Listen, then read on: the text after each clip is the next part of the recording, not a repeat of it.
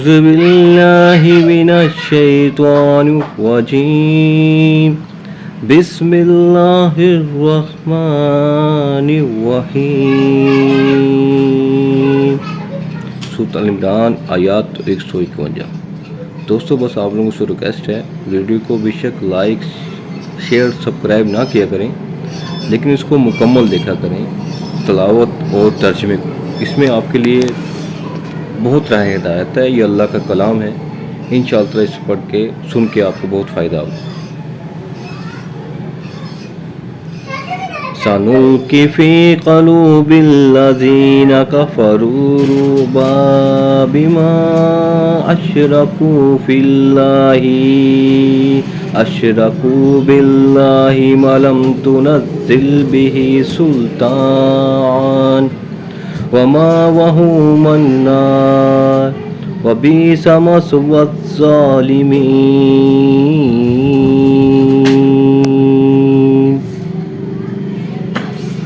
ہم ان قریب کافروں کے دلوں میں رعب ڈال دیں گے، اور اس وجہ سے کہ یہ اللہ کے ساتھ ان چیزوں کو شریک کرتے ہیں جس کی کوئی دلیل اللہ نے نہیں اتاری.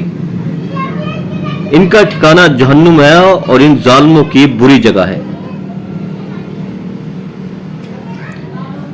یہ آیات اپنے سیاق و سبق کے اعتبار سے پچھلی آیات کو بیان کر رہی ہے. اس آیات میں اللہ تعالیٰ نے مختلف وجوہات سے جہاد کی ترغیب دی ہے اور کفار کے خوفوں کو دل سے نکالا ہے. یہاں فرمایا کہ اگر تم اللہ تعالیٰ پر بھروسہ رکھو گے اور اسی سے مدد مانگو گے تو اللہ تعالیٰ کفار کے دلوں میں تمہارا خوف ڈال دے گا. اس طرح تمہیں ان پر غلبہ حاصل ہو جائے گا، کیونکہ وہ اللہ کے ساتھ دوسروں کو شریک ٹھہراتے ہیں. شاہ عبد القادر رحمۃ اللہ علیہ لکھتے ہیں، مشرک اللہ تعالیٰ کے چور ہیں اور چور کے دل میں ڈر ہوتا ہے. چنانچہ اللہ تعالیٰ کا یہ وعدہ سچا ہوا اور کافر عہد میں باوجود غالب ہونے کے چپکے سے میدان چھوڑ کر بھاگے. بخاری مسلم میں ہے کہ رسول اکرم صلی اللہ علیہ وآلہ وسلم فرمایا، 5 چیزوں میں مجھے پہلے انبیاء پر فضیلت دی گئی ہے. ان میں سے ایک یہ ہے کہ ایک ماں کی مسافت پر دشمن کے دل میں میرا رعب ڈال کر میری مدد کی گئی. اس وجہ سے یہ بھی معلوم ہوا کہ آپ صلی اللہ علیہ وآلہ وسلم کے ساتھ آپ صلی اللہ علیہ وآلہ وسلم کی امت یعنی مسلمانوں کا رعب بھی مشرکوں پر ڈال دیا گیا، اور اس کی وجہ ان کا شرک ہے. گویا شرک کرنے والوں کا دل دوسروں کی ہیبت سے ڈرتا اور لرزتا رہتا ہے. یہی وجہ کہ جب مسلمانوں کی بڑی تعداد مشرکانہ عقائد و اعمال میں گرفتار ہوئی، تقریباً ہر شہر و محلے میں پختہ قبریں اور غیر اللہ کے آستانے بن گئے اور غیر اللہ سے استغاثہ اور مدد مانگنا شروع ہو گئے. تو وہی رعب جو مشرک کی وجہ سے کفار کے دل میں تھا، 1.5 ارب کے قریب تعداد ہونے کے باوجود مسلمانوں کے دلوں میں پڑ گیا. ہاں، توحید والے اس رعب سے محفوظ ہیں اور قیامت تک کفار سے جہاد جاری رکھیں گے، اور ان کا رعب کفار کے دلوں میں کفار کے مشرکانہ قائد اعمال کی وجہ سے رہے گا. رسول اکرم صلی اللہ علیہ وآلہ وسلم نے فرمایا، یہ دین ہمیشہ قائم رہے گا، مسلمانوں کی ایک جماعت اس پر لڑتی رہے گی حتیٰ کہ قیامت قائم ہوگی. آیات 152.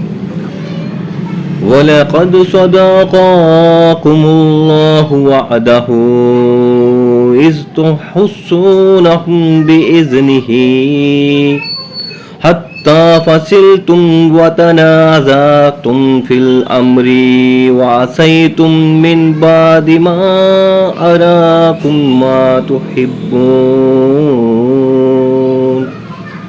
مِنْكُمْ مَن يُرِيدُ الدُّنْيَا وَمِنْكُمْ مَن يُرِيدُ الْآخِرَةَ ثُمَّ صَرَفَكُمْ عَنْهُمْ لِيَبْتَلِيَكُمْ وَلَقَدْ عَفَا عَنْكُمْ وَاللَّهُ ذُو فَضْلٍ عَلَى الْمُؤْمِنِينَ.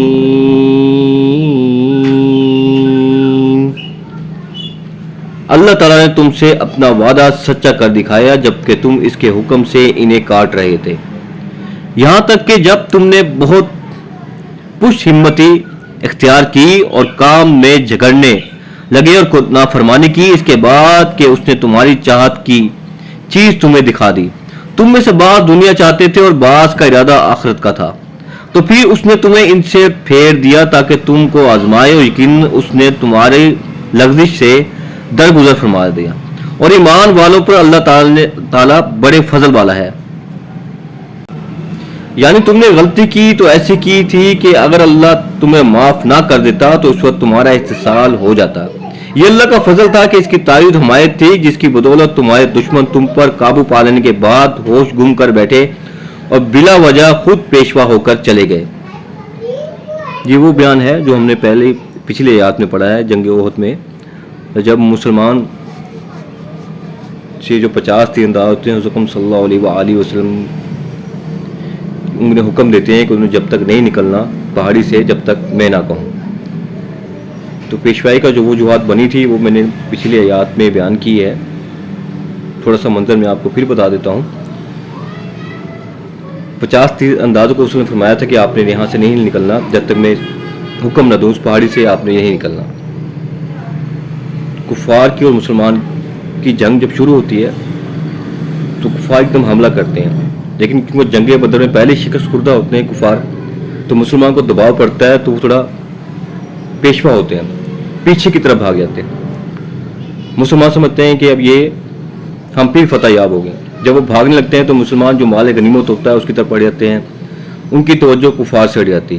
خالد بن ولید جو اس ٹائم مسلمان نہیں ہوتے وہ اسی انتظار میں ہوتے ہیں. جیسے ہی ان کی ایک چال ہوتی ہے، جب مسلمان اپنے غنیمت لوٹنے میں لگے ہوتے ہیں، خالد بن ولید پیچھے سے چکر کاٹ کے پہاڑی کے پیچھے سے آتے ہیں جہاں 50 صحابہ کرام کو وسلم نے بٹھایا ہوتا ہے کہ میں جب تک نہ کہوں آپ نے یہاں سے نہیں نکلنا. لیکن وہ بھی شیطان کے وسوسے میں آ جاتے ہیں اور مال غنیمت لوٹنے کے لیے پہاڑ کی اوٹ سے نکل کر آ جاتے ہیں، مال غنیمت لوٹنے کے چکر میں آ جاتے ہیں. اسی طرف سے خالد بن ولید آ کے ان پر حملہ کر دیتے ہیں، اور جو کفار پیشوا ہو کے واپس جا رہے ہوتے ہیں مڑ کے وہ بھی واپس حملہ کر دیتے ہیں. تو اس طرح یہ حملہ ہوتا ہے. تو اللہ تعالیٰ فرماتے ہیں کہ کفار دونوں طرف سے حملہ آور ہو جاتے ہیں. حضور صلی اللہ علیہ وسلم شدید زخمی ہوتے ہیں، جو جیسے میں نے پچھلے آیات میں بتایا تھا. اس کے بعد مسلمان ایک دم گھبرا جاتے ہیں، دونوں طرف سے حملہ ہوتا ہے. تو مسلمان ایک دم صلی اللہ علیہ وآلہ وسلم کو لے کر اوپر پہاڑی پہ چڑھ جاتے ہیں، اور مسلمانوں کی تعداد بھی بہت تھوڑی جاتی ہے، بہت شہید ہو جاتے ہیں بہت سے مسلمان، اور کفار ایک قسم کے حاوی ہو جاتے ہیں مسلمانوں پہ. تو وہاں ابو سفیان جب دیکھتے ہیں کہ مسلمانوں پر چڑھ گئے ہیں، ان کو پیچھے جانے کے بجائے وہ رک جاتے ہیں. لیکن وہ تو چاہیے تھا کہ مسلمان پیشوا ہو گئے ہیں، بالکل شکست خوردہ ہو گئے، ان کو پکڑ کے دوبارہ ان کو جو رہ گئے ہیں ان کو بھی شہید کر دیں. لیکن نہیں، وہاں اللہ تعالیٰ ان کے دلوں میں خوف ڈال دیتے ہیں. ٹھیک ہے، اس خوف کی بنا پہ وہ تھوڑا ڈر جاتے ہیں. جنگ بدر کی موقع دیکھ کے کہتے ہیں نہیں اب ہم واپس چلے جاتے ہیں، اتنا خوف کافی ہے مسلمانوں میں. کچھ سرداران اس کے خلاف ہوتے ہیں، لیکن ابو سفیان کہتے ہیں نہیں ہم واپس جاتے ہیں، بعد میں دیکھ لیں گے، بس اتنا خوف کافی ہے. تو یہ وہ آیات ہے کہ اللہ تعالیٰ نے ان کے دلوں میں خوف ڈال دیا تھا. آیات 153 اِذْ تُصْعِدُونَ وَلَا تَلْعُونَ عَلَى حَادٍ وَالرَّسُولُ يَدْعُكُمْ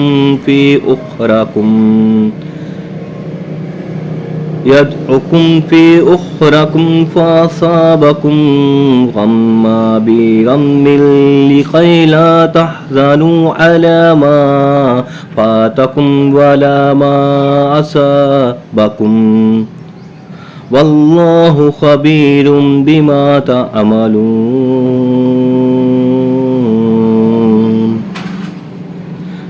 جبکہ تم چڑھے چلے جا رہے تھے اور کسی کی طرف توجہ تک نہیں کرتے تھے، اور اللہ کے رسول صلی اللہ علیہ وآلہ وسلم تمہیں تمہارے پیچھے سے آوازیں دے رہے تھے، بس تمہیں غم پر غم پہنچا تاکہ تم فوت شدہ چیز پر غمگین نہ ہو اور نہ پہنچنے والی تکلیف پر تو اداس ہو. اللہ تعالیٰ تمہارے تمام اعمال سے خبردار ہے. جب مسلمانوں پر اچانک دو طرف سے بیک وقت حملہ ہوا اور ان کی صفوں میں ابتری پھیل گئی تو کچھ لوگ مدینے کی طرف بھاگ نکلے، کچھ احد پر چڑھ گئے، مگر نبی اکرم صلی اللہ علیہ وآلہ وسلم ایک انچ اپنی جگہ سے نہ ہٹے. دشمنوں کا چاروں طرف سے ہجوم تھا. 10-12 آدمیوں کی مٹھی بھر جماعت پاس رہ گئی تھی، حضور صلی اللہ علیہ وآلہ وسلم کے پاس رہ گئی تھی، مگر اللہ کا رسول صلی اللہ علیہ وآلہ وسلم اس نازک موقع پر بھی پہاڑ کی طرح اپنی جگہ جمع ہوا تھا اور بھاگنے والوں کو پکار رہے تھے، اللہ کے بندو میری طرف آؤ، اللہ کے بندو میری طرف آؤ۔ رنج اپنے کثیر التعداد مقتولوں اور مجروحوں کا، رنج اس بات کا کہ اب گھروں کی بھی خبر نہیں، 3000 دشمن جن کی تعداد مدینے کی مجموعی آبادی سے بھی زیادہ ہے، شکست خوردہ فوج کو رونتے ہوئے قصبے میں آ گھسیں گے اور سب کو تباہ کر دیں گے۔ آیات 154۔ ثم انزل علیکم من بعد الغم آمنة نعاسا يغشى طائفات منكم وطائفات قد همتهم أنفسهم يظنون بالله غير الحق ظن الجاهليات يقولون هل لنا من الأمر من شيء قل إن الأمر كله لله يخفون في أنفسهم ما لا يبدون لك يقولون لو كان لنا من الأمر شيء ما قتلنا هاهنا قل كنتم في بيوتكم لبرز الذين كتب عليهم القتل إلى مضاجعهم وليبتلي الله ما في صدوركم وليمحص ما في قلوبكم والله عليم بذات الصدور۔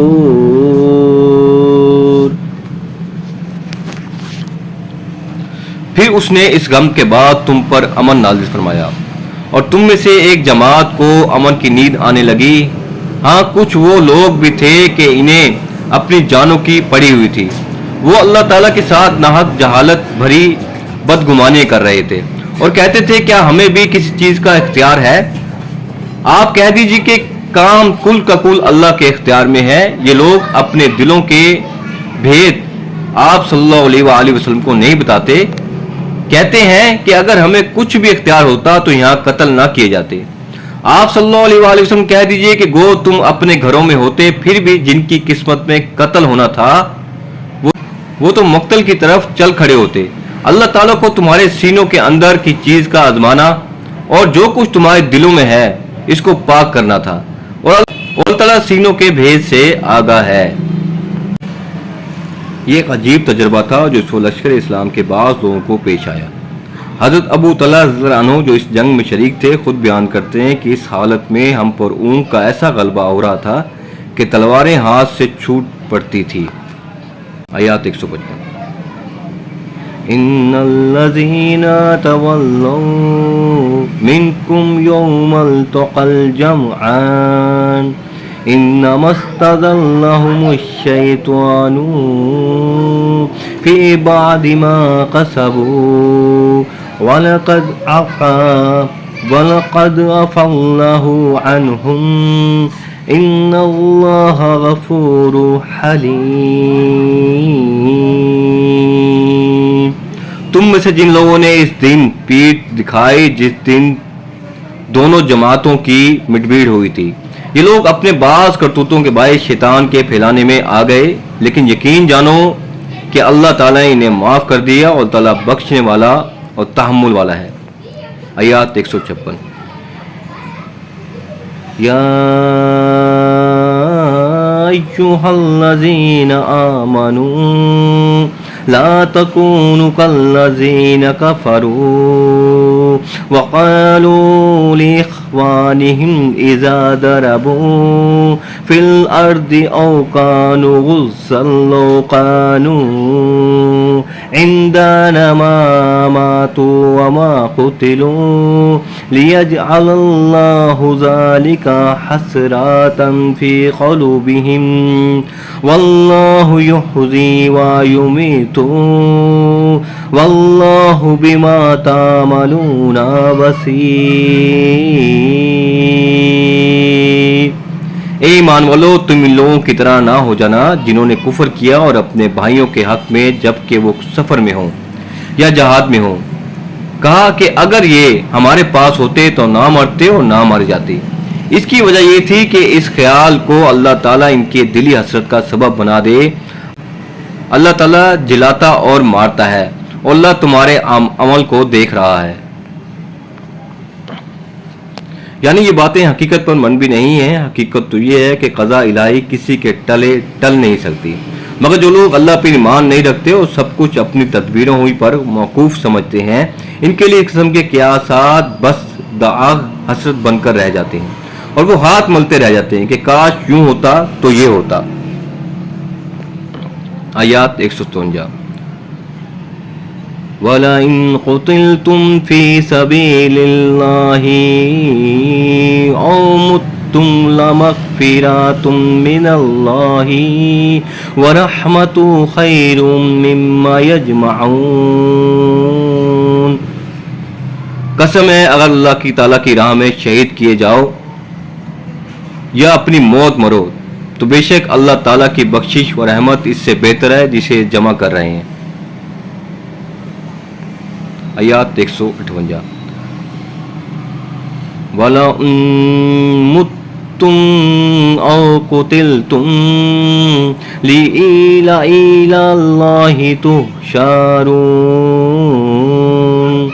وَلَئِن مُتُّمْ أَوْ قُتِلْتُمْ لَإِلَى اللَّهِ تُحْشَرُونَ.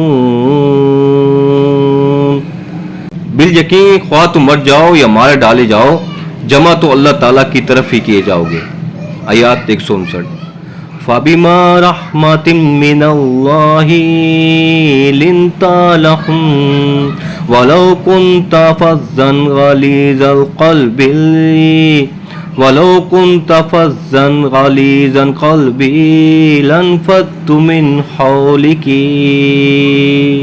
لَانفَضُّوا مِنْ حَوْلِكَ وَلَوْ كُنْتَ فَظًّا غَلِيظَ الْقَلْبِ لَانفَضُّوا مِنْ حَوْلِكَ فَاعْفُ عَنْهُمْ وَاسْتَغْفِرْ لَهُمْ وَشَاوِرْهُمْ فِي الْأَمْرِ فَإِذَا عَزَّمْتَ فَتَوَكَّلْ عَلَى اللَّهِ إِنَّ اللَّهَ يُحِبُّ الْمُتَوَكِّلِينَ.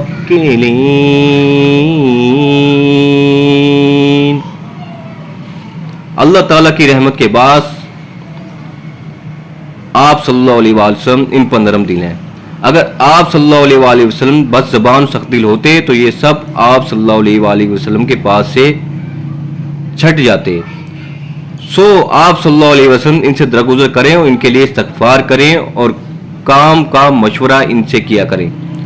پھر جب آپ صلی اللہ علیہ وآلہ وسلم کا پختہ ارادہ ہو جائے تو اللہ تعالیٰ پر بھروسہ کریں، بے شک اللہ تعالیٰ توکل کرنے والوں سے محبت کرتا ہے.